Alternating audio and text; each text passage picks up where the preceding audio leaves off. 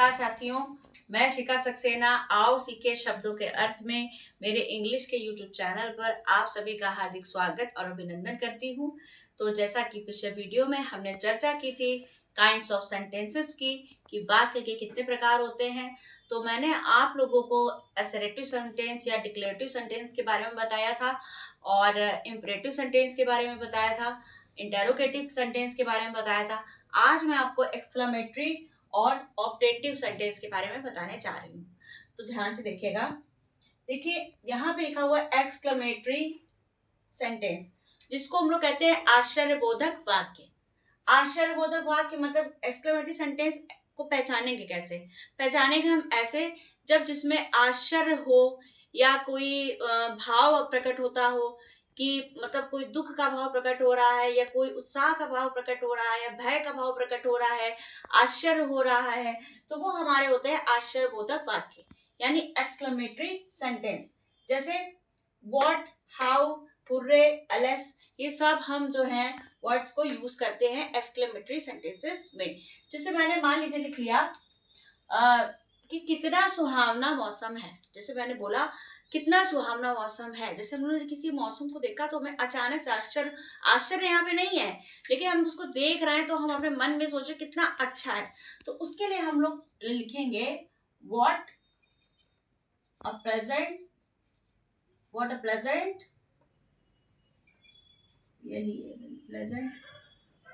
Weather. ठीक है, और लास्ट में हम क्या करेंगे, विस्मयादि बोधक चिन्ह लगाएंगे। ठीक है, ये वाला चिन्ह लास्ट में लगेगा। दूसरा, अगर मान लीजिए एलएस, एलएस हम दुख की भावना के लिए ही प्रयोग करते हैं। एलएस, जैसे हमने लिखा एलएस, आई एम रूइंड, मतलब दुख की बात है कि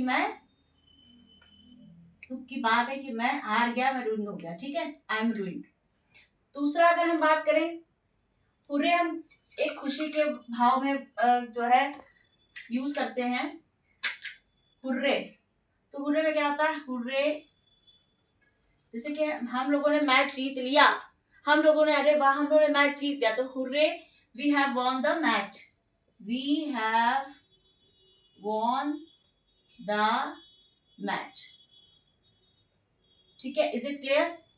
तो यहाँ पे भी हम साइन लगाएंगे, एलएस के बाद लगाएंगे।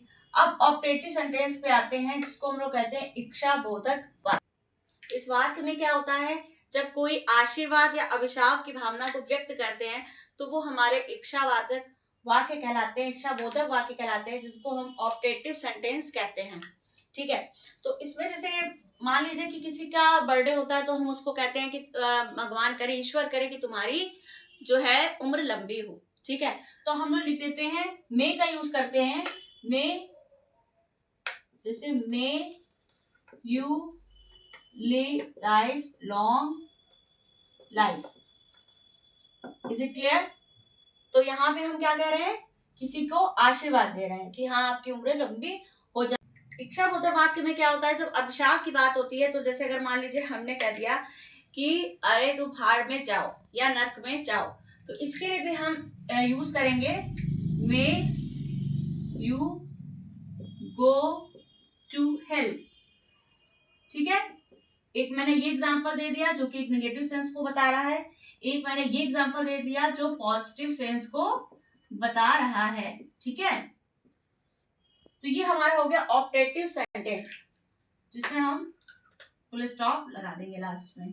ठीक, तो यहाँ पे हमने जो एक्सक्लेमेटरी सेंटेंसेस होते हैं, इनमें क्या होता है कि कर्ता और क्रिया स्टार्टिंग में नहीं आते, कर्ता और क्रिया स्टार्टिंग में नहीं होते हैं, ये छुपे हुए होते हैं। ये भी आपको चीज ध्यान में रखना है कि एक्सक्लेमेटरी सेंटेंस में कर्ता और क्रिया जो होते हैं वो हाइड रहते हैं, यानी छिपे हुए होते हैं। तो मैंने यहाँ पे आज कुछ ऐसे सेंटेंस लिखे हैं जिनको हम लोग अभी रिवाइज करेंगे, उसको समझेंगे कि कौन सा सेंटेंसेस है। जैसे मान लीजिए मैंने बोला the cow gives us milk, जो गाय वह हमें दूध देती है। तो ये कौन सा सेंटेंस हुआ? आप सोचिए, मैंने आपको पिछले वीडियो में भी बताया है कि ये कौन सा सेंटेंस होगा। असर्टिव होगा, इंपरेटिव होगा, ऑप्टेटिव होगा, एक्सक्लेमेटरी होगा। Which type of sentence is this? तो मैं यहाँ पे बात करती हूँ तो काउ गिव्स अस मिल्क, तो ये हमारा मतलब एक साधारण सा जो है सेंटेंस है, तो ये हमारा हो जाएगा असर्टिव। Is it clear? यहाँ पे आते please get me a seat, मतलब मुझे सीट, कृपया करके वो सीट को, कृपया कहाँ पे आती है? कृपया कहाँ हम बात करते हैं, आज्ञा करते हैं या किसी से कृपा करके कहते हैं कृपया काम कर दीजिए, प्लीज मेरा काम कर दीजिए, तो वो इम्परेटिव सेंटेंस होता है।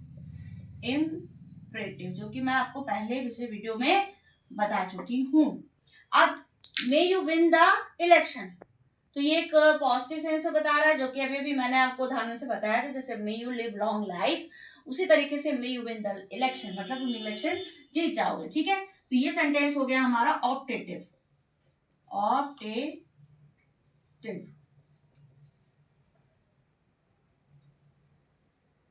ठीक है।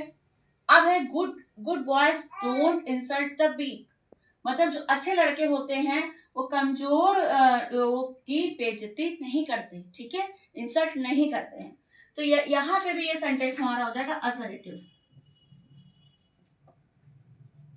असर्टिव ही है, लेकिन इसमें क्या है, निगेटिव फॉर्म में है, निगेटिव सेंटेंस है।